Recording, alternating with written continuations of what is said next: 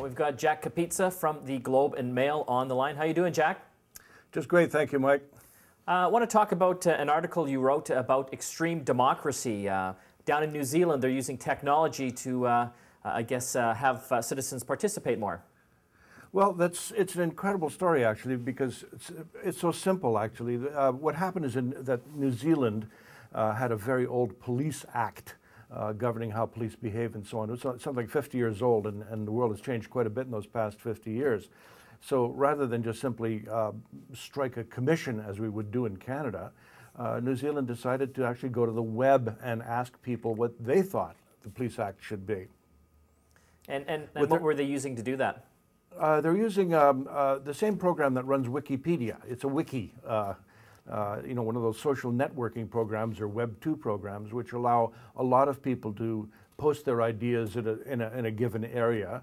Like you could put up every paragraph of the Police Act in an area and then have people comment on it. And people from all over New Zealand jumped in on this and started telling the police exactly how they wanted them to behave. And apparently it was a tremendous success. I always wonder about those things. Do you need that much feedback? Is that always a good thing? That's a good point. I think the biggest stumbling block on this thing is the police department would probably sit back and say, well, in New Zealand it's okay because we don't have that many people.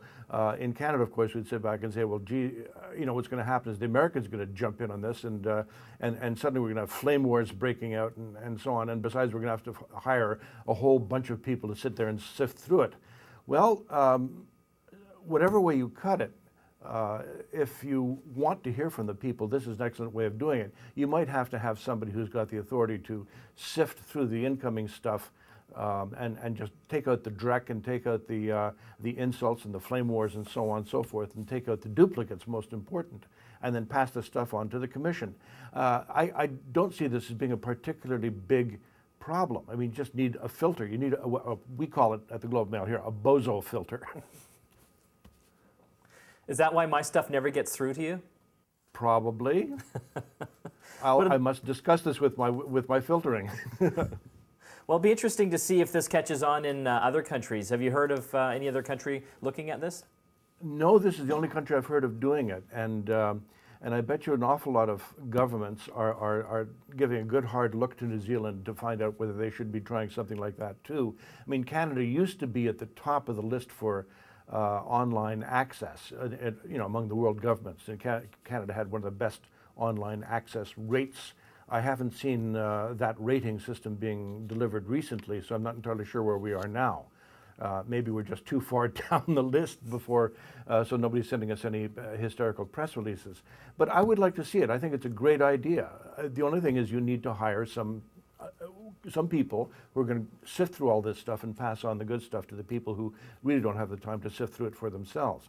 But I don't see that as a big problem. I would just hope that it wouldn't increase the bureaucracy. Could it do away with some of these hundreds of commissions that we have every year in Canada? I think it would cut back on it, and I mean, I think it would take a lot less money to hire 2 or 3 people to do the pre-filtering than to have a commission going across the country. All the traveling expenses, hotel expenses, food expenses, and so on, and then organizing the public forums in each town that they go to.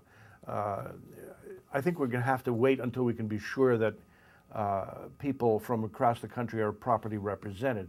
At least if they come to Edmonton, let's say, the commission, that means they'd be guaranteed they're going to get Edmontonians on the committee, or at least heard by the committee.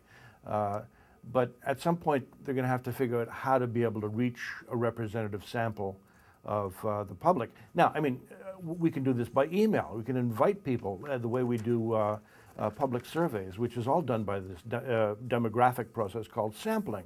And, they don't have to talk to more than 1,200 people to get an opinion survey going. That's still within the plus or minus 3% margin of error. But we could do that on a larger scale if we wanted to. It'd be interesting. I think it would. Well, Jack, I want to thank you so much for joining us today.